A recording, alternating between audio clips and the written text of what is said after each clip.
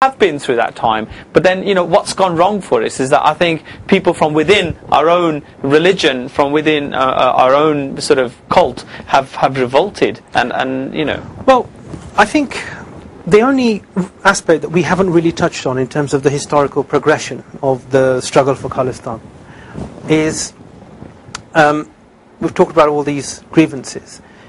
When it really became untenable, I mean, in 1984, Sant Jarnail Singh होना ने क्या है कि जदों हरमंदिर साहब जे काल तख्त ते अटैक करनगे, then Khalistan दी नींव रखी जाएगी. We know that's a milestone in history. Yeah. Okay. But the monk for Khalistan had already started. But the Khalistan, the cause for Khalistan pre-existed that date. Yeah. 84 became a milestone, a point of no return.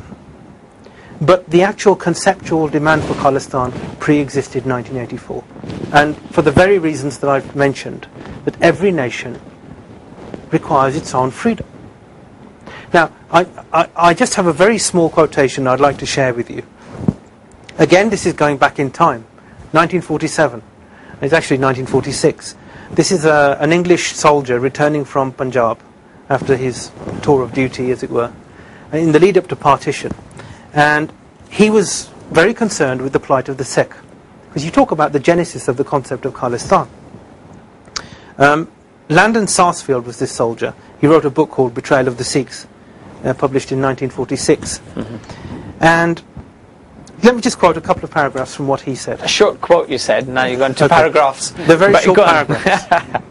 Okay, sentences even. He said, Mr. Jinnah claims for the Muslims the right of self-determination as a nation and asserts this is their birthright. Perfectly correct and laudable in every way. But are the Sikhs also not entitled to self-determination as a nation? Are they not as virile, as civilized, and as capable of governing themselves as a separate nation? He goes on to say, if the Muslims are entitled to Pakistan in those areas where they predominate, then equally the Sikhs are entitled to Khalistan, where they are in a majority. Now, this is an Englishman in 1946 talking about the concept of Khalistan. Okay, on that note, we're going to go to a short break. We're talking about the concept of Khalistan. After the break, we'll actually find out who was Sant Jarnail Singh Bhindranwala. What did he have that nobody else had, that the whole nation of Punjab and the Punjabis living outside of Punjab, outside of the country, started to believe in him. We'll be back after this short break. Okay, welcome after the break. We're talking about, obviously, the events leading to 94. What about after 94? Let me start off with the man. Anytime we talk about 84, the name comes across, Sant Jarnail Singh Bhindranwala. I'm going to go back this time and see who was Sant Jarnail Singh Bhindranwala. If you could explain to somebody who doesn't know him, and I'm sure they do, but could you explain to him in a general couple of sentences who he was and what he did for the Sikhs? I feel that Sant Jarnail Singh Bhindranwala was a preacher who was a man of his time. He saw the circumstances that engulfed Punjab at that time. He saw where the youth of Punjab, in particular the Sikhs, were headed. They were forgetting the roots of the religion, and he was a man who wanted to reintroduce Sikhi back into their lives. So that's your understanding of it. I'm just going to actually give it to Jagjit as well. Did you have any views on that? I think when we talk about Sant Jarnail Singh Khalsa, we have to think that he was a highly spiritual person. A lot of people who don't know who he was very easily label him as a terrorist or this, militant person. But he was. You've got to understand him. You've got to have some kind of knowledge or understanding of Sikhi. Without that, it's very difficult to understand what he was about or what he was fighting for. He obviously saw all the problems that Punjab, what was going on, and the way that Sikhs were being discriminated in their own country in very different ways. Also, he saw that in Punjab, there's more drugs and alcohol in Punjab than any other state in India.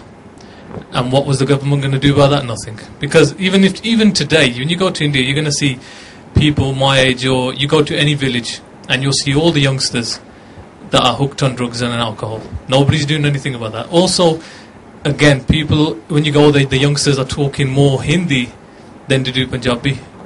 Again, if they've got to that stage, surely they're not going to know anything about the religion. So on that note, Pyara Singh ji, did Sant Jarnail Singh ji Bhindranwala make a difference now? Then he's gone, he's not here.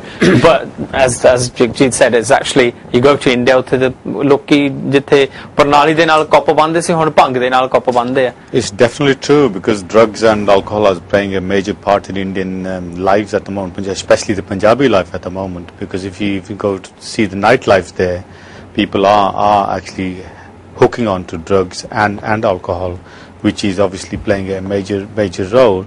And obviously the kids, the youngsters, they are leaving Punjab in many numbers as well. Even though, okay, I want to come back to one thing. I mean, if you look at these figures at the moment, there are about 23 million Sikhs in Punjab, and there are about 29 million Sikhs outside India. It's the fifth largest religion in the world. It's the youngest religion in the world. And what's actually happening to us is, because we are trying to lead a dual life. We are saying that we don't believe in drugs and alcohol, but if you look at the figures from the medical point of view, most Sikhs are dying, even in England, from cirrhosis, liver problems, than non-Sikhs are. Right. So what his Sant Jarnail Singh ji's mission possibly was to Was move Sikhs away from that, move Sikhs away, Definitely. Sikh Naujawan and Sadiya Behna as well, to Definitely. move them away from drugs, Yeah. to get them away from the, and to get them back to Yeah. Sikhi. Ranjit Saab, was he trying to, I mean, if you look at the Taliban now, to rule by the Quran, was Sant Jarnail Singh ji Bhindranwala, is that what he wanted to enforce, to rule maybe by Sri Guru Granth Sahib ji's word? Is that what the state would have come to then? I don't believe for a moment that was his methodology or his mission. Amrit prachar ਕਰਦੇ ਸੀ, Amrit ਛਕਾਇਆ ਪੰਜਾਬ ਦੇ ਲੋਕਾਂ ਨੂੰ. ਬਿਲਕੁਲ. Nobody can criticize him for that. He is a hero for the Sikhs, just for that contribution to the Qawm. He did a lot more beyond that, as we all know, but for that alone, we must recognize him as one of the greatest Sikhs of the 20th century. Right.